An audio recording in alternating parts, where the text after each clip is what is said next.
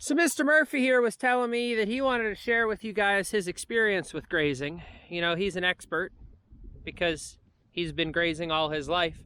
So hopefully you guys will listen to Mr. Murphy, or that's what he thinks. I tried telling him that he doesn't have 30 years of experience, so no one will listen to him. He's just a 3-4-year-old bull, so everyone will assume he doesn't know anything. But Mr. Murphy says he's still going to try anyways.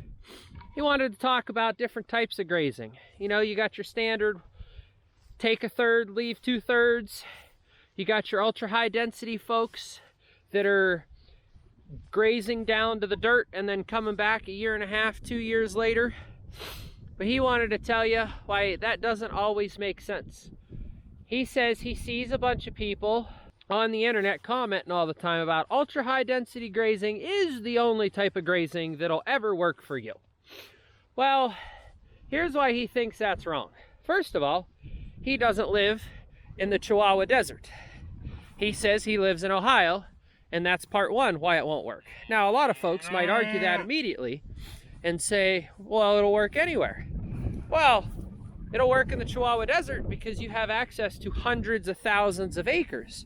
That might work in Montana and Wyoming because you have access to hundreds and thousands of acres. Here in Ohio, we've got access to 20. And if we wanted that neighbor's land or that neighbor's land or the neighbor over there's land, we're going to have to pay a whole lot more than somebody in Montana or Wyoming. So that's why Mr. Murphy says that it does depend on where you're at to what you can do. It also depends on how much rain you get. Mr. Murphy says that if you don't get hardly any rain, ultra high density grazing does work. Because you need that long rest period. You need that time to recover. But here in Ohio, the grasses don't need that much. They are fully recovered in 60 days. And that is eating some to the dirt. He says the idiot owner who runs this YouTube channel has proven to you guys that it has been eaten down to the dirt before in his videos. So technically, we are trying ultra high density grazing. And we don't have to wait 6 years to graze the same paddock over and over again. So ultra high density grazing may work, but it definitely looks different in Ohio than it does over in the Chihuahua Desert or Montana or even in Canada. Oh, you gonna get up and close and personal with him, buddy?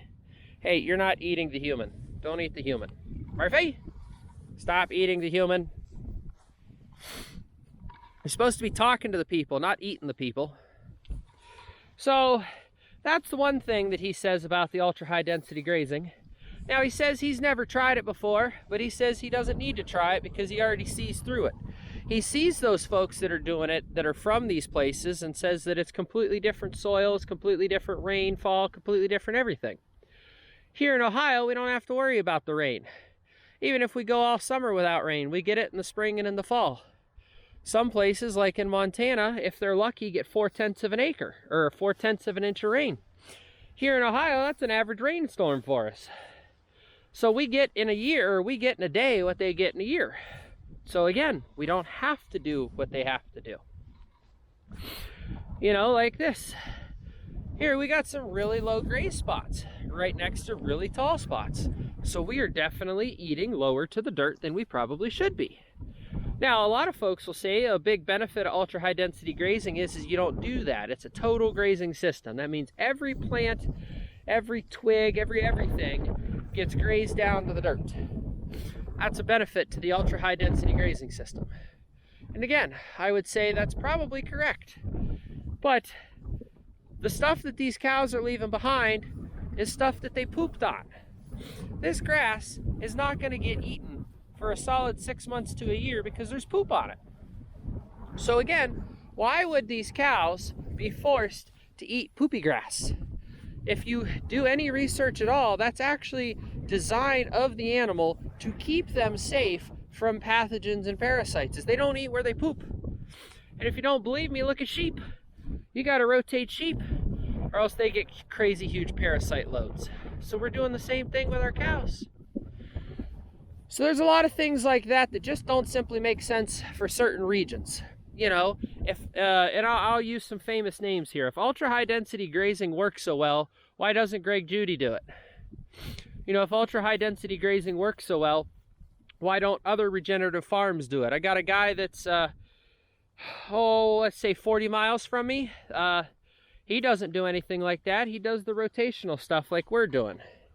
Ain't that right, Papa Murph? No, stop eating the human. Stop eating the human. Stop it. I have to run because he's trying to eat the human. Yeah. Oh, I'm petting it. Stop it. So, those are some of the thoughts and theories on the different grazing types and the different grazing plans from Mr. Murphy's mindset, being that he's a cow and he's grazed all his life.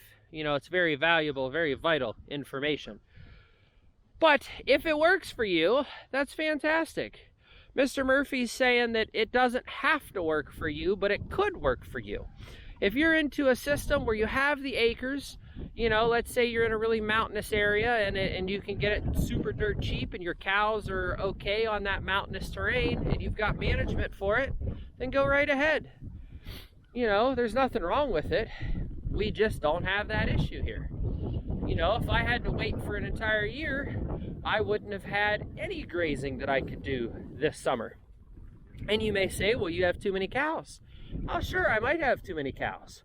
But again, reducing my herd size in half is not going to get me to that year mark. I'd literally have to have just Papa Murphy over there all by himself to eat all this grass in an entire year.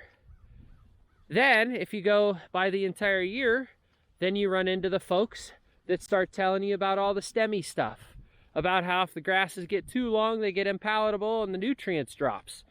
So again, what is it? Do you drop nutrients or do you not? So there's so many counter arguments to it. But Mr. Murphy wanted to tell you guys that he's perfectly happy doing his short rotations on his grass and loving all of the ladies that he has to service. You checking that lady out, buddy? You checking her out? Oh, is that an open invitation to eat me? Is that an open invitation to eat me because I talked to you? Yeah? You gonna eat me now? Yeah. Say goodbye, Murphy. Lucky you'll say it's her turn to eat me now. Stop it! I'm being eaten!